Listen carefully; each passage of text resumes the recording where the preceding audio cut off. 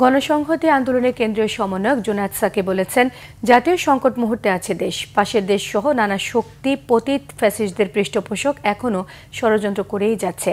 বিকেলে নারায়ণগঞ্জ কেন্দ্রীয় শহীদ মিনারে জুলাই গণ অভ্যুত্থানের আকাঙ্ক্ষায় রাষ্ট্রের গণতান্ত্রিক রূপান্তরের লক্ষ্যে সমাবেশ এবং শহীদ মার্চ অনুষ্ঠানে তিনি এসব কথা বলেন। তিনি বলেন, গণ অভ্যুত্থানের পরেও দেশে ক্ষমতা ব্যবহার করে নানা দখল আর ধন সম্পদ আহরণ করা হচ্ছে।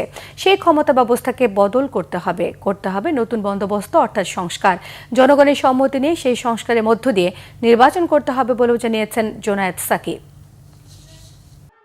যারা বিচার এবং সংস্কারের সাথে নির্বাচনের দ্বন্দ্ব করেন, তারা আসলে জনগণের বাংলাদেশ প্রতিষ্ঠা করতে চান না।